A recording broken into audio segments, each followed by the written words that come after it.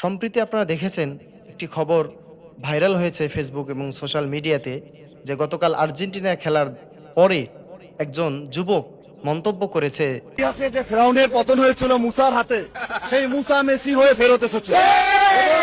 যে ইতিহাস যেভাবে ফেরাউনকে ধ্বংস করার জন্য মুসার আবির্ভাব হয়েছিল, ঠিক ওই রকম মুসা মেসি হয়ে ফিরে এসেছে, অর্থাৎ মিশরকে আর্জেন্টিনা হারিয়ে দিয়েছে।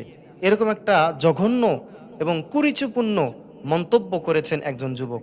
তো চিন্তা করে দেখেন, বর্তমান খেলা আর বিশ্বকাপ আমাদের যুবকগুলোকে কি পরিমাণ উন্মাদনা, মাতলামি আর পাগলামির পর্যায়ে নিয়ে গিয়েছে। এমন কুরুচি মন্তব্য কিভাবে করতে পারে? কারণ মুসা আলাইহিস সালাতু সাল্লাম একজন আল্লাহ তাআলার মনোনীত নবী এবং পয়গম্বর ছিলেন।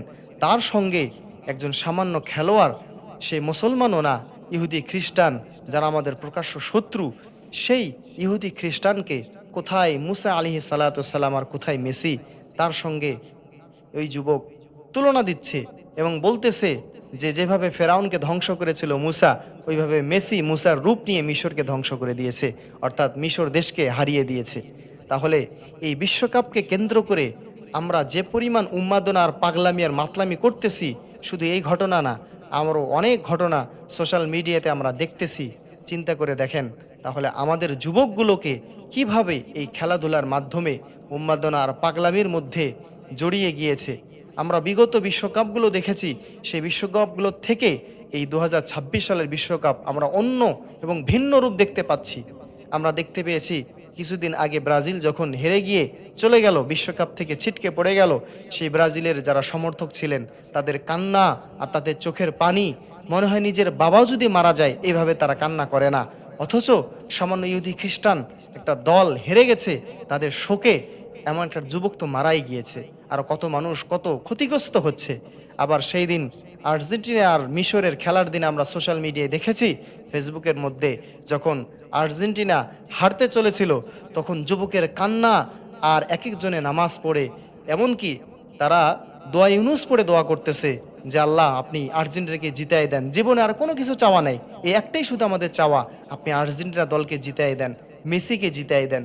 নামাজ পড়ে পড়ে দোয়া করতেছে। চিন্তা করে দেখেন, যে ইহুদি খ্রিস্টানরা আল্লাহ রব্বুল আলামিন পবিত্র কোরআনে তাদেরকে আমাদের প্রকাশ্য শত্রু বলেছেন, তারা কখনো আমাদের বন্ধু হতে পারে না।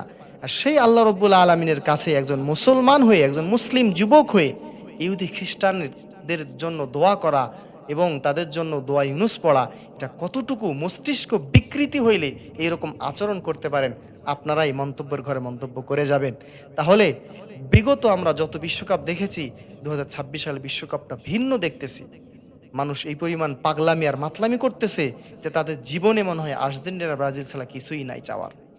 হাই যুবক, এখনো সময় আছে। যে এই মন্তব্য করেছে, কুরুচিপূর্ণ মন্তব্য, যে মেসিকে মুসা আলাইহিস সালাতু সালামের সঙ্গে তুলনা করেছে, তাকে অতি সত্বর কালেমা পড়ে আবারও ইসলামের সুশীল ছায়াতলে আসার আহ্বান রইল। এবং এইরকম মন্তব্য থেকে তাকে ক্ষমা চাইতে হবে জাতির কাছে, কারণ সে মুসলমান একজন যুবক। সে কি করে এরকম মুসা আলাইহিস সালাতু সালাম আমাদের একজন সম্মানিত নবী এবং পয়গম্বরকে সামান্য ইহুদি খ্রিস্টান খেলোয়াড়ের সঙ্গে তুলনা করে? এই জন্য যুবকরা সাবধান হয়ে যাও। এই খেলার উন্মাদনার পিছনে পড়ে, এই খেলার পাগলামি মাতলামির পিছনে পড়ে নিজের ঈমান আমল সব কিছু বরবাদ করে দিও না। এই জন্য এখনো সুযোগ আছে, এখনো সময় আছে, ইসলামের সুশীল ছায়াতলে তোমরা আশ্রয় গ্রহণ করো।